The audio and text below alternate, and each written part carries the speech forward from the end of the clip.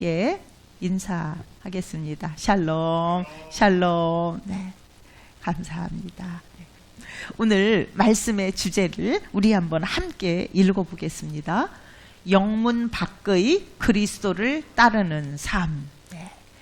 영문 밖이 있으면 뭐 영문 안도 있겠지요. 바로 오늘 그 말씀을 하는 겁니다.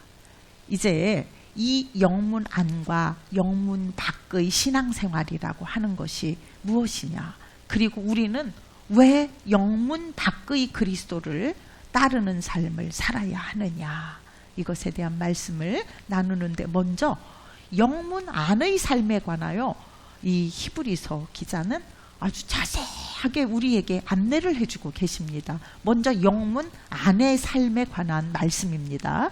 첫 번째는요, 손님 대접하기를 잘하라는 거예요. 공동체에 속한 믿음의 형제들끼리 서로 사랑하라는 말로 말씀이 시작이 됩니다. 우리끼리는 그쵸, 서로 뭐 매주 보기도 하고 뭐 주일에만 보는 것도 아니고요, 또 기도할 때는 거의 매일 느끼고 막 이러잖아요. 그런데 우리에게 있어서요, 이 손님 대접을 한다라고 하는 거가 굉장히 어떤 큰 의미가 있냐면요, 우리는 너무 내부로만 향하면 아주 귀한 기회를 놓칠 수도 있다는 것을 생각을 해야 합니다. 성경의 예로 보면 아브라함은요, 부지 중에 손님을 대접하다가 하나님의 사자를 영접하는 영광을 얻었습니다. 천사를 대접한 거예요.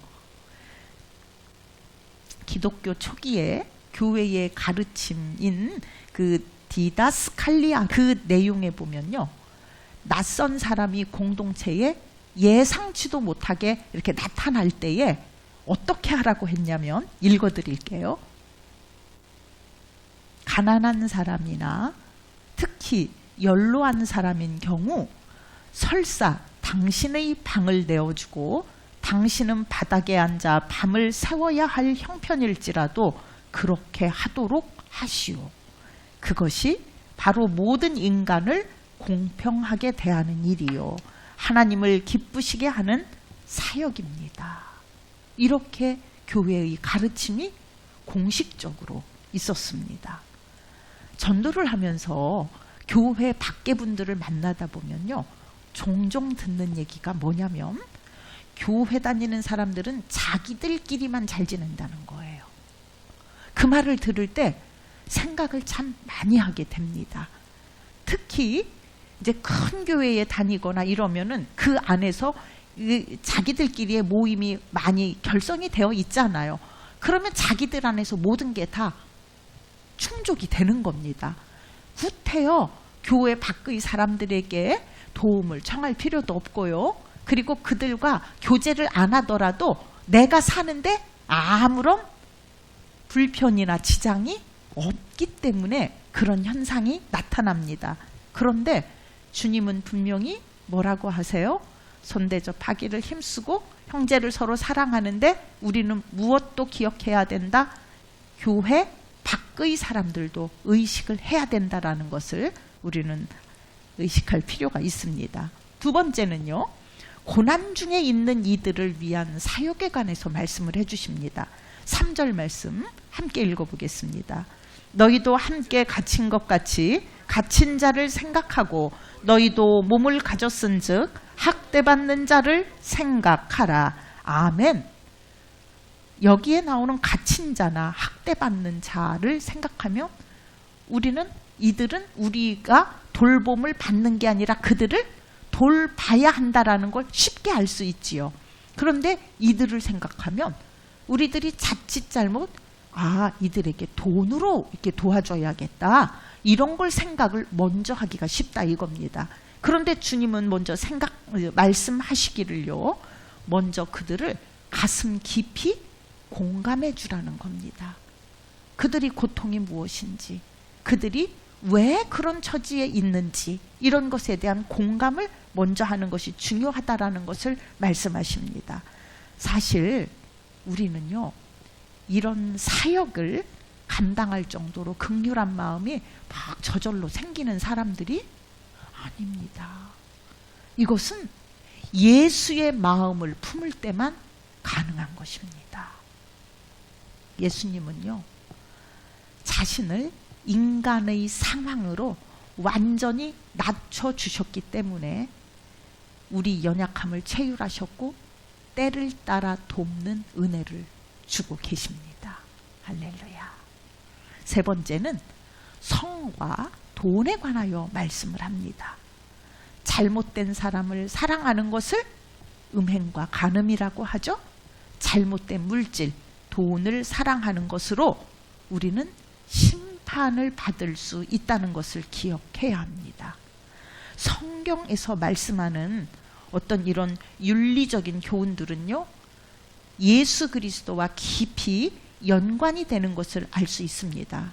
말씀에서 침상을 더럽히지 말라는 말씀은 정결의 문제와 깊이 연관이 있습니다. 우리는 이 내용을 우리를 정결케 하시는 예수님과 연결을 지을 수 있습니다. 간단히 말해서요, 음행과 간음이라고 하는 것은 단지 결혼 제도의 윤리에 반하는 행위다, 이게 아니라요, 우리를 성결케 하시는 그리스도의 사역을 우리가 부인하는 게 된다, 이겁니다. 그래서 우리에게 있어서 정결한 행위라고 하는 것은 예수 그리스도가 우리 안에 이루어 놓으신 것이라는 것을 기억을 하셔야 합니다. 또 돈에 관하여서는 5절 말씀에 이렇게 말씀합니다. 읽겠습니다. 돈을 사랑하지 말고 있는 바를 족한 줄로 알라. 그가 친히 말씀하시기를 내가 결코 너희를 버리지 아니하고 너희를 떠나지 아니하리라 하셨느니라. 아멘. 이 말씀 안에서 우리가 두 가지를 한번 살펴볼 수가 있는데요.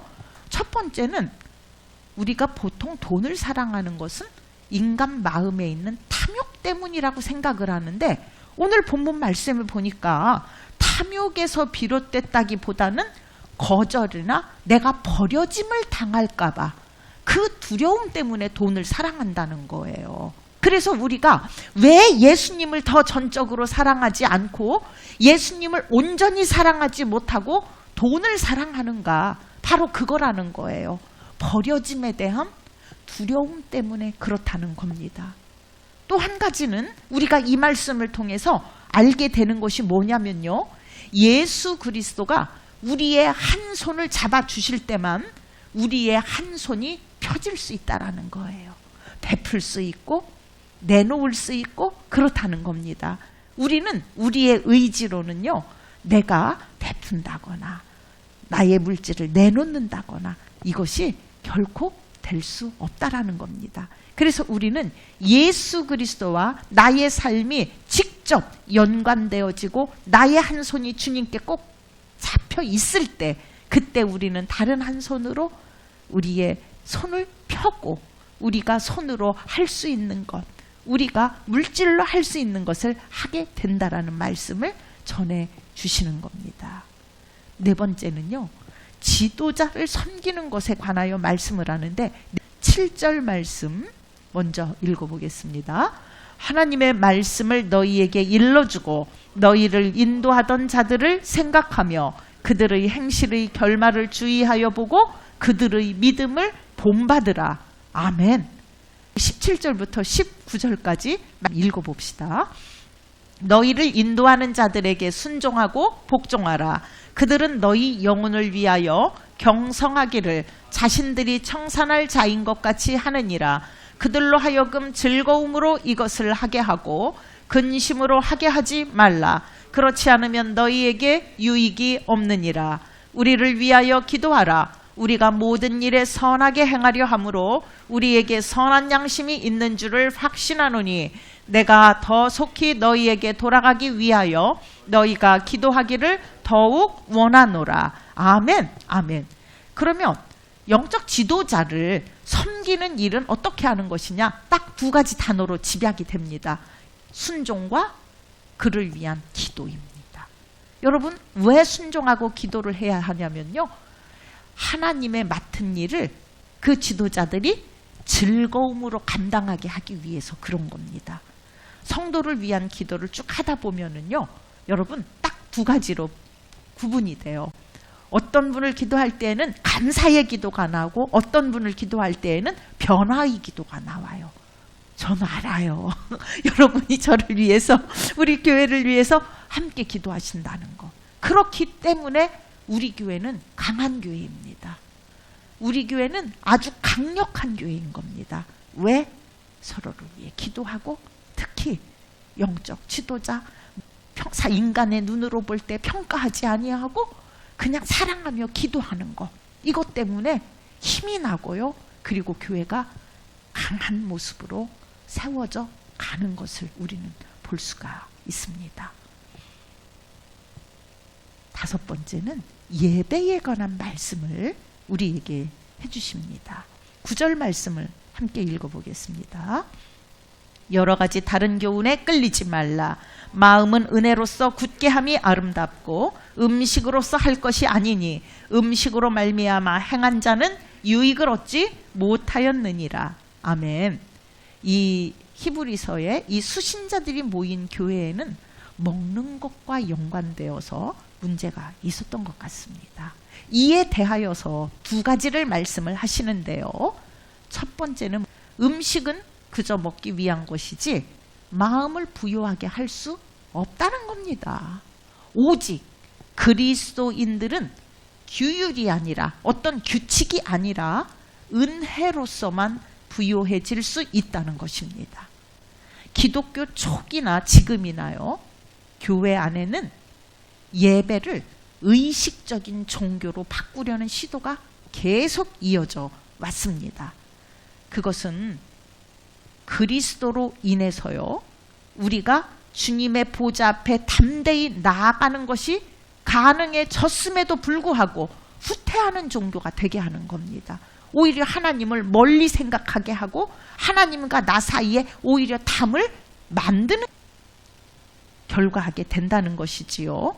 제사장이 아무 소용도 없는 제사를 반복적으로 드렸던 옛장막으로 돌아가는 행위다, 이겁니다. 우리에게 있어 10절 상반절 말씀에 우리에게 제단이 있는데 이 말씀이 있습니다. 이 제단은 예수 그리스도에 의해서 영원히 단번에 드려진 십자가의 제단을 말을 합니다. 우리는 이 제단에 이르고 싶지요? 예수 그리스도의 그 십자가의 제단에 우리는 다다르고 싶다면 영문 밖으로 나가야 한다는 겁니다. 교회 안의 사람들은요, 영문 안, 교회 안의 사람들은 바깥 세상, 즉 믿음의 영문 밖으로 나갈 때 어려움이 있겠습니까? 없겠습니까? 당연히 있죠. 그렇죠? 우리 이 안에서는 모든 게 이해가 되잖아요. 우리의 언어도 모두 이해가 되고 우리의 행위도 모두 이해가 되고 모든 게 다 예뻐 보이잖아요. 그런데 우리는 일단 문 밖으로 나가면 사람들은 예수님을 믿는다라는 걸 꼬리표로 생각하지요. 그리고 교회 다니는 사람, 이런 말을 쓰면서 자기들보다도 자기들과의 행실을 막 비교하면서 뭐 교회 다니는 사람이 더하다는 둥, 뭐를 더한다는지는 모르겠어요. 아무튼 뭐 그러니까 우리는 교회 밖으로 일단 나가면 그 어려움이라는 게 늘 따라와요.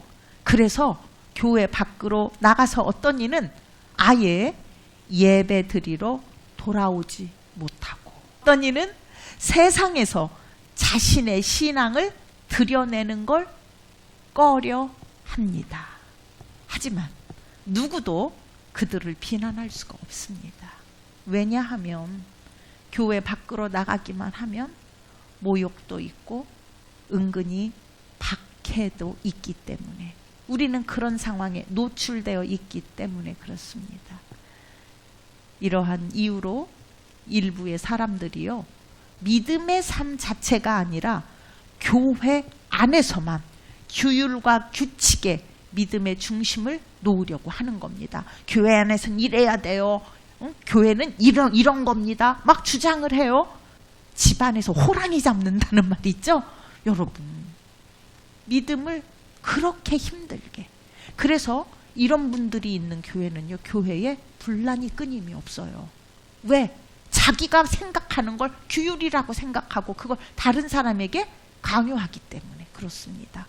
그런데 우리에게 있어서는요, 우리에게 제단이 있다고 한 그 제단으로 나아가는 유일한 방법은 안전한 교회 안을 떠나서 영문 밖, 즉 교회 밖으로 나가는 것이라고 말씀을 하십니다.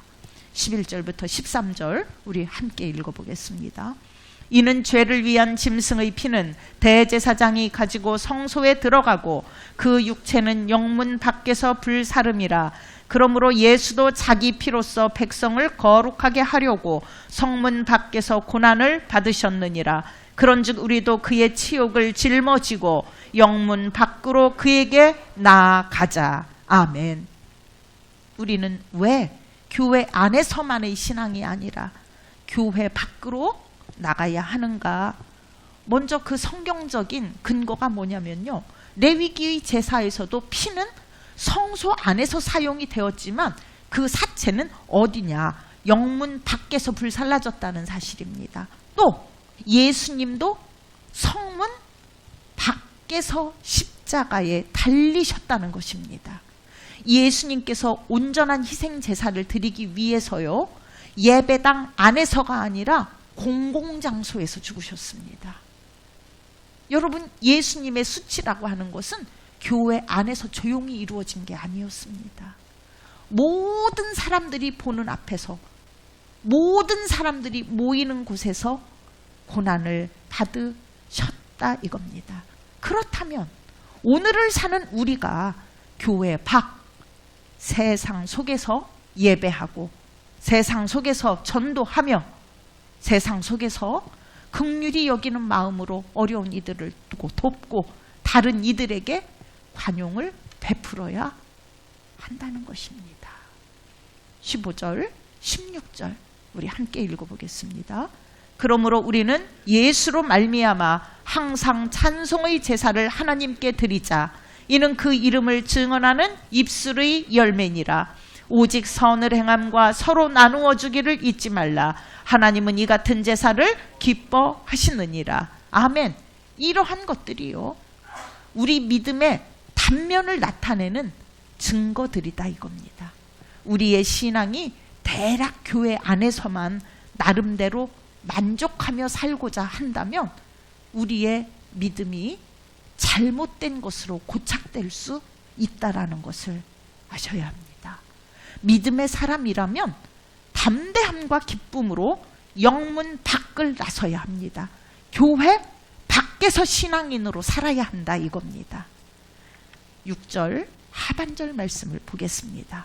주는 나를 돕는 이시니 내가 무서워하지 아니하겠노라. 사람이 내게 어찌하리요. 아멘.